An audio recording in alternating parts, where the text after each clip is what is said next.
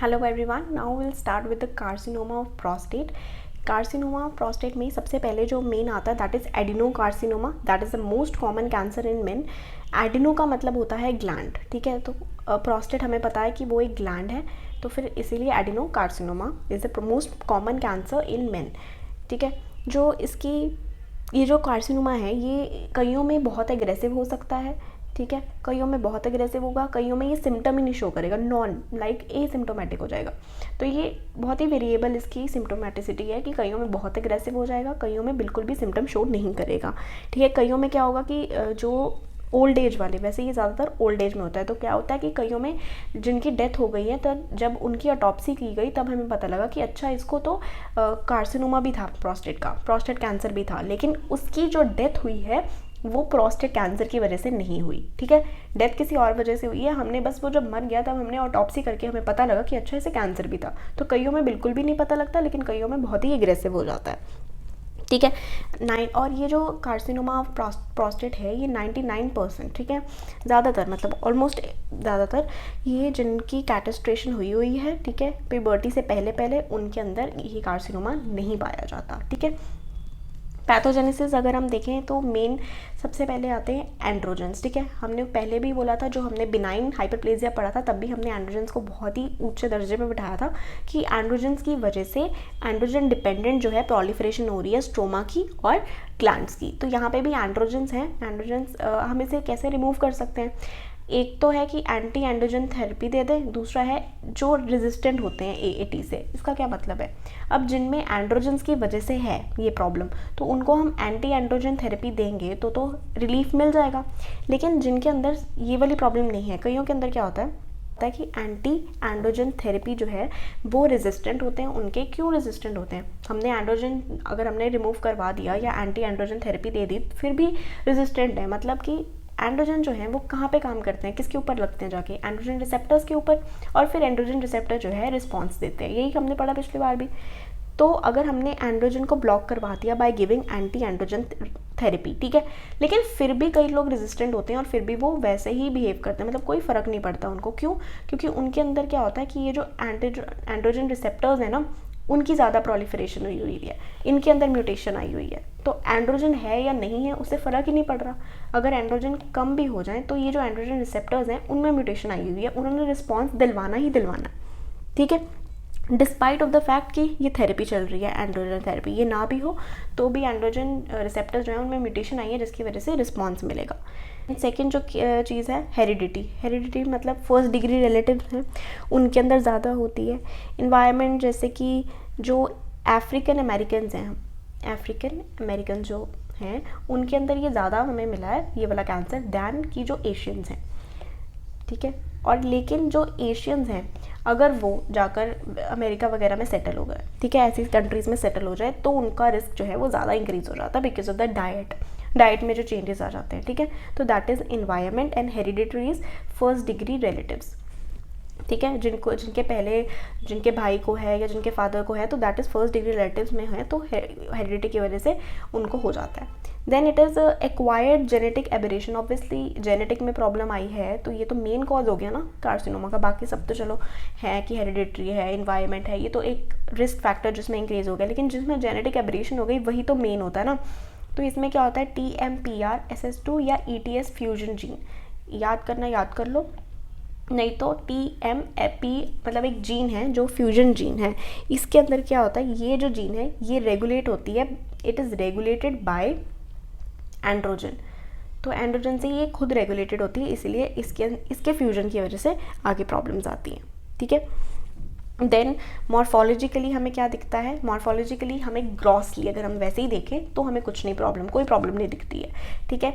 लेकिन वो खुद मॉडरेटली डिफरेंशिएटेड एडिनोकार्सिनोमा है। प्लियोमॉर्फिज्म या माइटोटिक फिगर्स हमें नहीं दिखती, मतलब कि प्लियोमॉर्फिज्म मतलब pleo is different, morphism is morphology. Obviously बहुत ज़्यादा वेरिएबल जो नॉर्मल सेल है उससे वेरिएड टाइप के सेल्स नहीं दिखते, नॉर्मल हाँ दिखते हैं लेकिन अनकॉमन है, ठीक है। और माइटोटिक फिगर्स क्या होते हैं? जब हम माइटोसिस करते हैं तो स्पिंडल शेप जो चीज़ें हमें दिखती हैं those figures are specifically seen in mitosis, तो those are the mitotic figures. तो वो भी दिखना अनकॉमन है इस केस में, ठीक है। लेकिन इस केस में क्या होता है, ग्रे वाइट लीजन्स अगर हम एडवांस स्टेज में देखें, एडवांस स्टेज वैसे नॉट विजिबल ग्रॉसली, कुछ नहीं दिख रहा, लेकिन अगर बहुत एडवांस्ड हो जाता है, ये ग्रे और ये वाइट कलर की लीजन्स हैं, ठीक है, this is the grey white lesions. तो कार्सिनोमा में और क्या क्या स्ट्रक्चर्स, हमने एक देखा कि ग्रे वाइट लीजन्स दिखती हैं। नॉर्मल जो हमारे सेल्स होते हैं, हमने पहले भी बात की है कि नॉर्मल सेल्स में 2 टाइप की लेयर्स होती हैं, एक होती है बेसल सेल लेयर, ठीक है, दूसरी हमने कौन सी पढ़ी थी, कॉलमनर जो कि सिक्रीटिंग सेल लेयर है, ठीक है, कॉलमनर सिक्रीटिंग सेल लेयर। इस केस में कार्सिनोमा में होता है उसके अंदर बेसल सेल लेयर नहीं होती है, ठीक है, उसके अंदर सिर्फ क्यूबॉइडल या फिर कॉलमनर होती है, ठीक है, या तो क्यूबॉइडल होगी या कॉलमनर होगी, लेकिन बेसल सेल लेयर नहीं होगी, ठीक है। This is a main difference between the benign and carcinoma. दूसरा क्या होता है कि इसमें क्या क्या फीचर्स आते हैं, एक है कि बहुत ही क्राउडिंग होगी, ऑब्वियसली कार्सिनोमा है तो क्राउडिंग होगी। न्यूक्लियाई जो है वो एनलार्ज्ड होगा, बड़ा सा एनलार्ज न्यूक्लियस होगा। न्यूक्लियाई एक तो न्यूक्लियस भी और न्यूक्लियोलाई जो छोटा वाला न्यूक्लियोलाई वो भी। देन जो साइटोप्लाज्म है वो डार्कली स्टेन्ड होगा। ये जो मैं फीचर्स लिख रही हूँ वो मैं आपको दिखाऊंगी, डार्कली स्टेन होगा इन कंपैरिजन टू बिनाइन, ये सब कुछ हो रहा है, ठीक है। और साथ में जो पैपिलरी इनफोल्डिंग्स होती थी वो भी नहीं होंगी, पैपिलरी इनफोल्डिंग्स नहीं होंगी। यू कैन सी, अब यहाँ पे मैं आपको दिखाऊंगी कि as you can see over here कि ये यहाँ पे कितना डार्कली स्टेन्ड है। यहाँ पे नॉर्मल देखो, यहाँ पे ये इतना डार्कली स्टेन्ड नहीं है, लेकिन यहाँ पे डार्कली स्टेन्ड है। न्यूक्लियाई कितने प्रोमिनेंट हैं, और ये नॉर्मल में यहाँ पे देखो पैपिलरी इनफोल्डिंग्स, ये इनफोल्डिंग से बनी हुई है, ठीक है, यहाँ पे कोई इनफोल्डिंग नहीं है, ठीक है, एकदम राउंड सा स्ट्रक्चर बना हुआ है। These are the main differences, ठीक है। नेक्स्ट जो है हमारी जो ये ग्रेड किसकी वजह से होता है, ग्रेड होता है Gleason system. Gleason system grading का सिस्टम है, 1 से लेकर 5 तक इसमें ग्रेडिंग होती है। 1 जो होता है वो सबसे ज़्यादा वेल डिफ्रेंशिएटेड होता है, और 5 जो होता है दैट इज़ लीस्ट डिफ्रेंशिएटेड, या फिर हम बोलते हैं कि ये डिफ्रेंशिएटेड बिल्कुल भी नहीं है। हमें जब किसी भी कैंसर को हमने बताना होता है कि इसका ग्रेड क्या है, उसके हिसाब से हम एक्ट करते हैं। तो ग्रेडिंग होती है किसके हिसाब से, इन नंबर्स के हिसाब से। मान लो कि कोई एरिया जो है वो ज़्यादा डिफ्रेंशिएटेड है, कोई एरिया कम डिफ्रेंशिएटेड है, 2 न्यूमेरिकल ग्रेड से हम लोग उसको डिस्क्राइब करते हैं। मान लो अगर हमने कह दिया 1+5 या 1+3 भी कह सकते हैं, कोई भी इनके बीच वाले जो होंगे ना वो फिर जैसे ये वेल डिफ्रेंशिएटेड है, उसके बाद वाला थोड़ा कम डिफ्रेंशिएटेड, उसके बाद वाला उससे भी कम डिफ्रेंशिएटेड, फिर लास्ट में आ जाएगा कि no differentiation.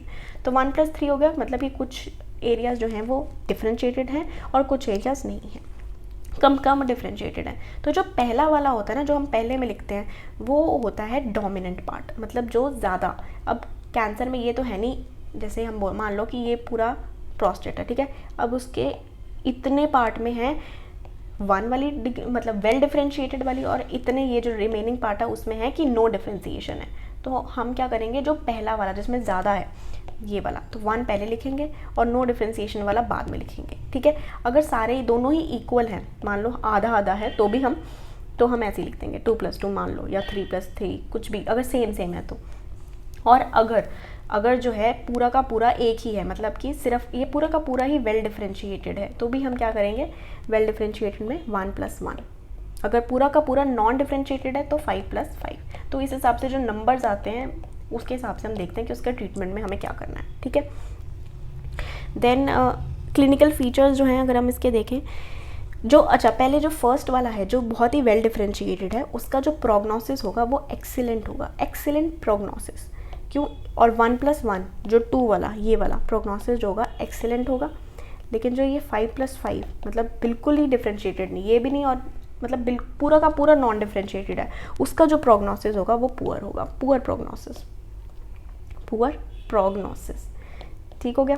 Then clinical features की बात करें, हमने बोला पेरिफेरल जोन में होता है। अगर पेरिफेरल जोन की बात की, उसमें स्मॉल, नॉन पाल्पेबल और एसिम्प्टोमेटिक, ठीक है। पेरिफेरल में है इसीलिए ये कम टेंडेंसी रखता है यूरेथ्रा को ऑब्स्ट्रक्ट करने की दैन बिनाइन हाइपरप्लेजिया जो कि बीच में होता है, ठीक है।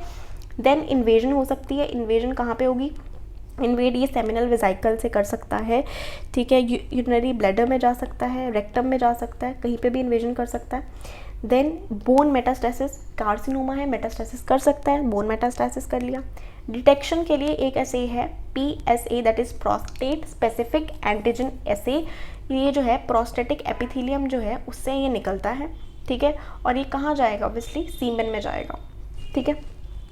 ट्रीटमेंट इसके हिसाब से जब हम, क्या होता है कि PCA जो है बिल्कुल मतलब अच्छा नहीं है ये, इसका जो हमें पता लगता है रिजल्ट। क्यों? क्योंकि कई बार क्या होता है कि कैंसर जो है वो ऐसे ही कोई प्रोलिफरेशन है, मतलब वो कैंसर नहीं है, फिर भी PSA का जो लेवल है वो बहुत इंक्रीज़ हुआ होगा, तो हमें लगेगा कि ये कैंसर है। तो क्या होगा, हम ओवर ट्रीटमेंट दे देंगे, फालतू में ओवर ट्रीटमेंट दे रहे हैं, फालतू थोड़ी सी बस प्रोलिफरेशन है उसकी वजह से हो रहा है, कैंसर नहीं है कोई, लेकिन इसके लेवल बड़े इतने हुए हैं कि हम इसका ओवर ट्रीटमेंट कर देंगे, उसकी वजह से ये प्रॉब्लम्स आ सकती है, मॉर्बिडिटी हो सकती है, इरेक्टाइल डिस्फंक्शन हो सकता है। इसीलिए ये नॉट कैंसर स्पेसिफिक है, हम इसका भरोसा नहीं रखते। ये बिनाइन में भी ये ज़्यादा हो जाएगा, प्रोस्टेटाइटिस मतलब थोड़ी सी इन्फ्लेमेशन हुई है उसमें भी बढ़ जाएगा, इन्फार्क्ट्स में, इजैकुलेशन के बाद भी इवन ये जो है ये इंक्रीज़ हो जाते हैं इसके लेवल्स, तो हम इसको में ध्यान नहीं देखते। ये हम तब यूज़ कर सकते हैं कि मान लो हम लोग ट्रीटमेंट कर रहे हैं, ठीक है, कैंसर का, तो हम देख सकते हैं कि साथ साथ PSA का लेवल जो है अगर डिक्रीज़ हो रहा है तो हम मान लेंगे कि हाँ हम लोग जो है सही काम कर रहे हैं, ये धीरे धीरे डिक्रीज़ हो रहा है, या इंक्रीज़ हो रहा है तो फिर उल्टा। ट्रीटमेंट कैसे कर सकते हैं? ऑब्वियसली रेडिकल प्रोस्टेक्टोमी, बिल्कुल ही हमने प्रोस्टेक्टोमी मतलब रिमूव कर दिया है, ठीक है। ग्लीसन की स्टेजिंग के ऊपर डिपेंड करता है, वही हमने बोला कि अगर 1+1 है या क्या स्टेजिंग है उसके हिसाब से हम ये करेंगे। रेडियोथेरेपी या फिर एंड्रोजन जो है हम लोग डिक्रीज़ कर देंगे, साथ साथ हम एंड्रोजन डिक्रीज़ कर देंगे, साथ साथ रेडियोथेरेपी, कोई भी कॉम्बिनेशन यूज़ करके हम ट्रीटमेंट कर सकते हैं। So yeah, this was all about carcinoma of prostate. If you have any doubt, you can ask, and if you like the video, please subscribe. Thank you.